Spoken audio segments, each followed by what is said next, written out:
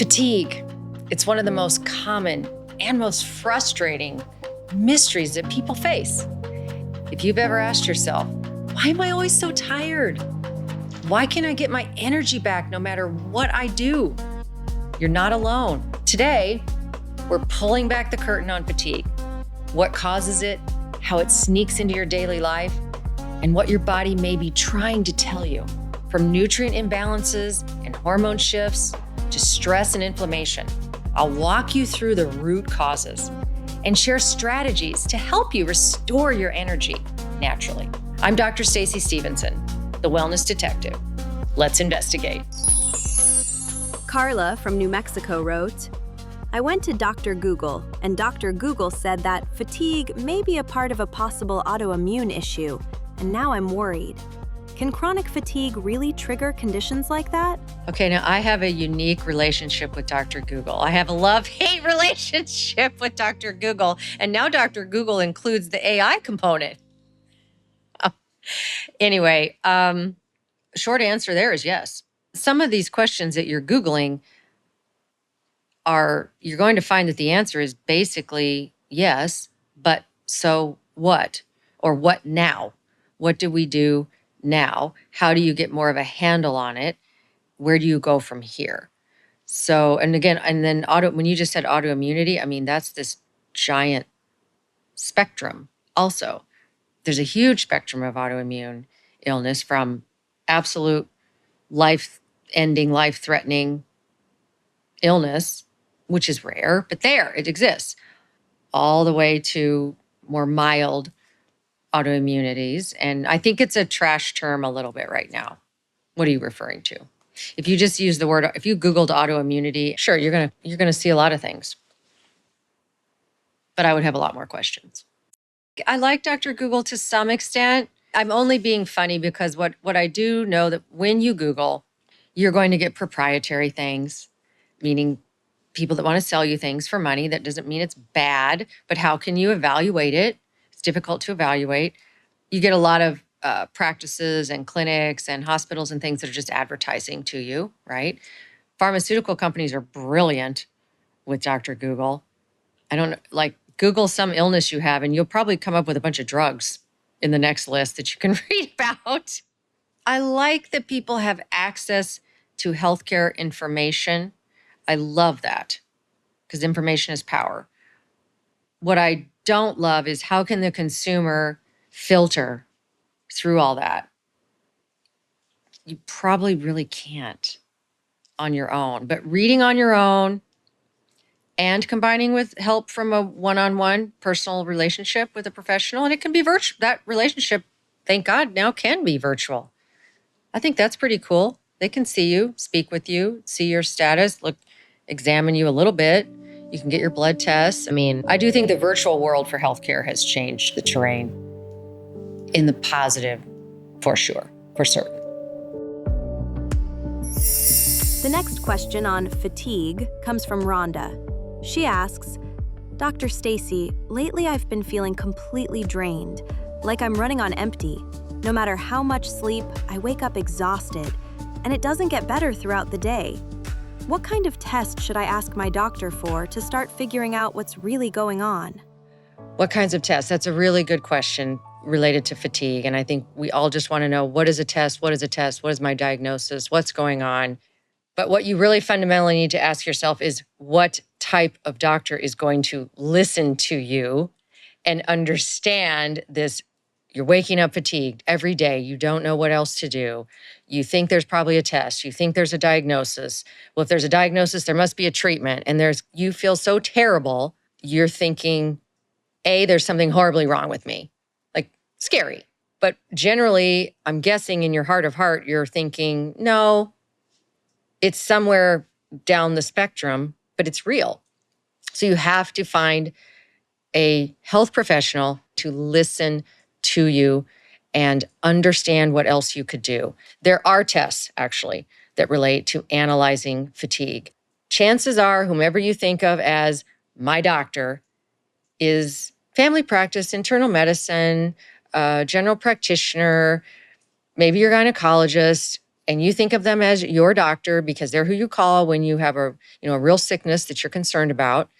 But that is almost never the doctor that's going to help you with fatigue, for the most part. Your traditional doctors are going to tell you, well, here's what they're going to test. They're going to probably go right for thyroid, because really, you do want to get your thyroid analyzed. There are ultra-sensitive ways to analyze your thyroid: a blood count, and look at your blood cells, your white cells, your red cells, see if you're anemic.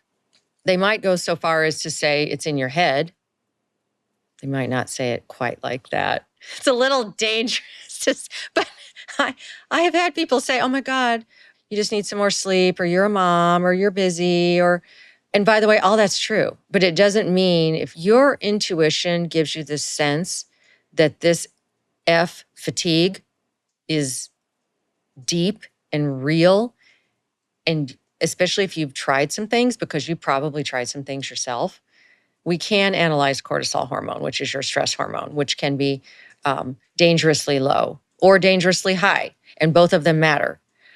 We do need to look to see if you maybe have like an iron deficiency anemia, a B12 anemia, a B6 anemia. Those are all going to reduce your sensation of having energy. We do probably need to run a traditional metabolic analysis on you and make sure that we've cleared the idea that you could have a serious illness. And then realize that allergies can make you fatigued. Food sensitivities can make you fatigued. Being overweight can make you fatigued. Low muscle mass can make you feel fatigued. So a test that I really like, but I don't entirely need, is addressing cortisol levels throughout the day through the saliva. And two of them, you have to wake up in the middle of the night and get it, because it's really helpful to track your cortisol levels throughout the day. Cortisol should bump up in the morning and help you wake up. And then we haven't even gotten into melatonin. There are tests for melatonin. These are all tests that have been around probably for a couple of decades, but they're not going to be covered by insurance for sure. And they're not horribly expensive, but you're going to have to find someone that's willing to look at those. And then at the end of the day, most of the time, tests really just guide us as the doctor. I found in my career, I need them less and less and less. As a young doc, you were going to leave my office and I was going to take out 14 files of blood. I mean, because different tests require different forms of your blood. That's why you notice the different tubes and things like that. But anyway, these days, I've become less of a tester, because they are that just one moment of time, and they're not as critical. What you need to think about with fatigue is mitochondrial function, adrenal function, thyroid function, sleep, protein, healthful fats, stress reduction, exercise, meditation.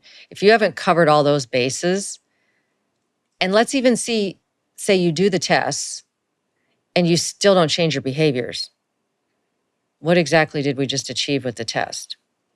I do find that tests sometimes help motivate people, because seeing something in black and white, when I show you a chart and it shows that your cortisol is flatline, like you're supposed to be going up and down through the day, and it goes down in the evening and helps you sleep. And sometimes you're just bleh. You're just kind of, or it's just sort of moving in little waves.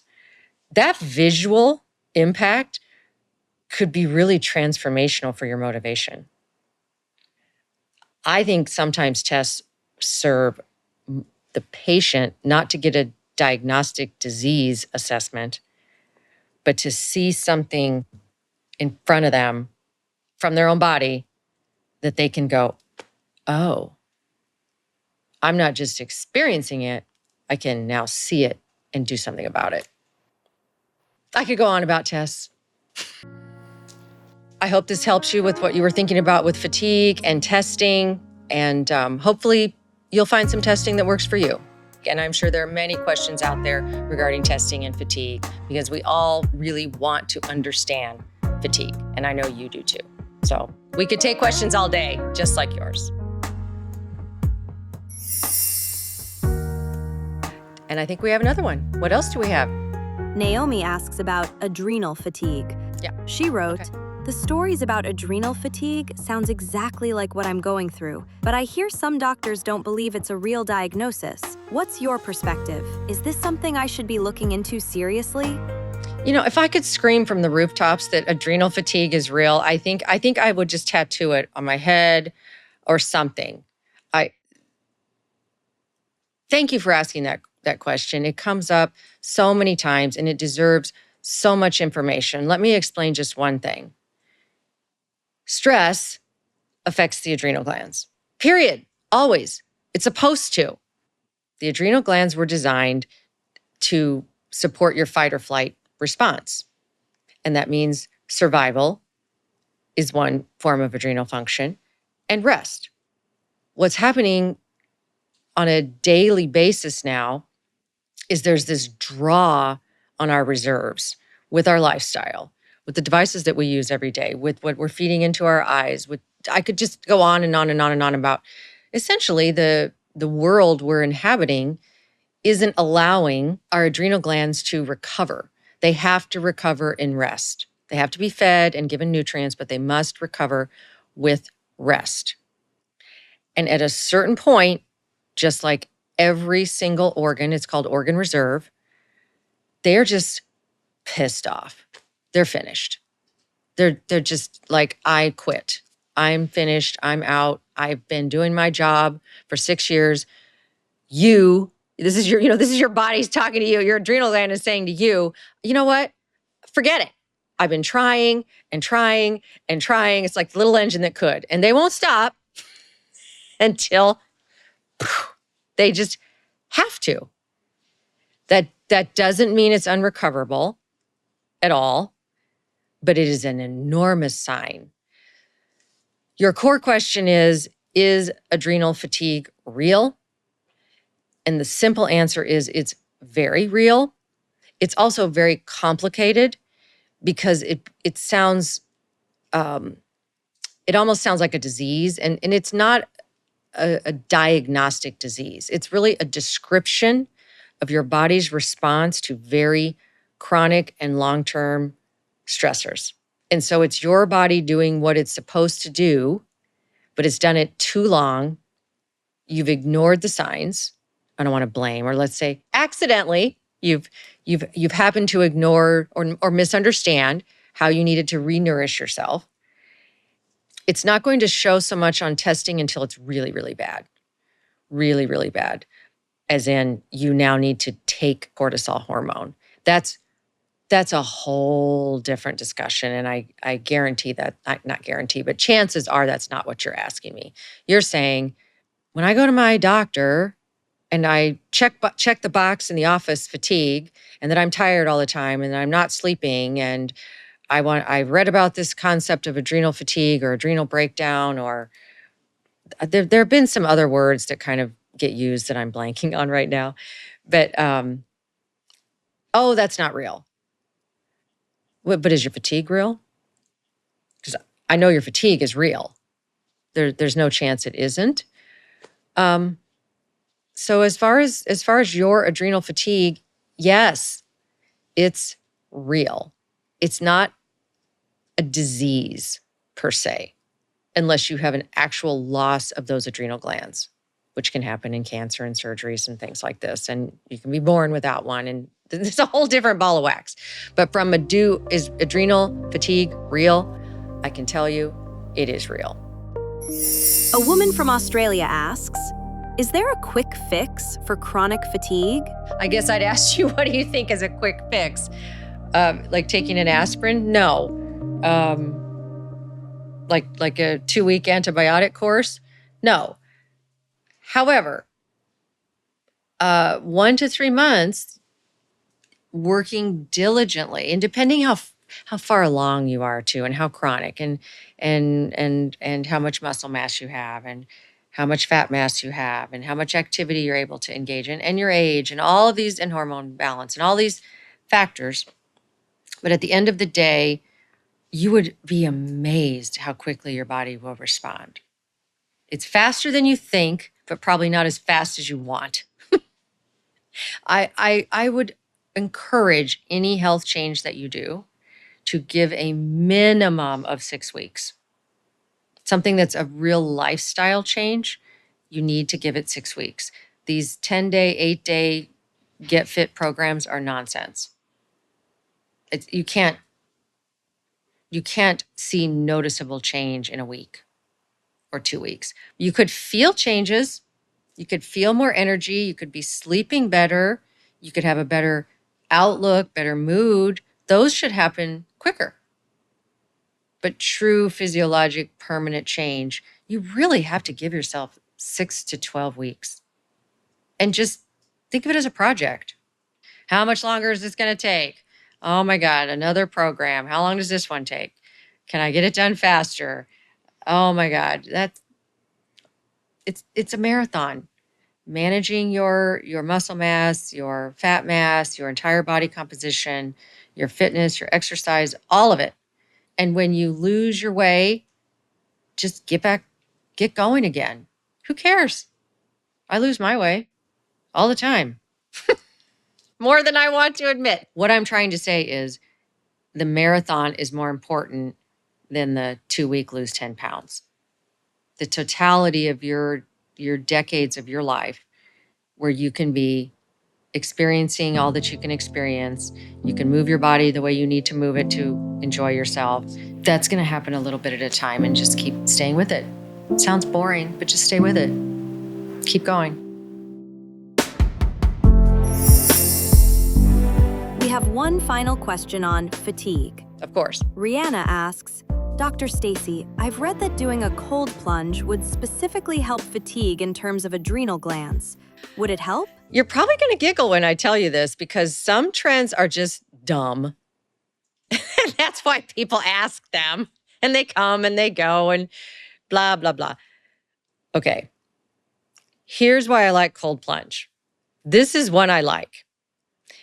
It is well known for a very long time that the adrenal glands you can help recover them, and they nourish themselves through our natural physiology by a cool down, by chilling in short bursts. So when you have adrenal fatigue, you tend to feel tired, cold, lazy, unmotivated, and your tendency would be heat. It'd be mine. Just get under the blankets or whatever. But interestingly, the cold plunge it's like a shock. It's a mini shock to the adrenal glands that gives them this moment of recovery. And this has actually been known for a very long time in basically integrative therapies, massage-oriented therapies. They've done it in Europe for a very long time. The ice bath, you might be asking about, should I do this go under the water in ice? No. You could do it. I don't think it's harmful. But actual just cold plunge for adrenal recovery, I love that. I do it myself. If you can say finish, you're at you go to a spa, you get the massage, it's toasty warm. It feels like a uterus or something. Like everything's like you're in this bubble of warmth, right? Do the cold. Get in the cold plunge. It's always sitting there, usually, and no one's using it most of the time. If you can do it, end your workouts or any physical treatment, end it with a cold. And by the way, end a shower with cold.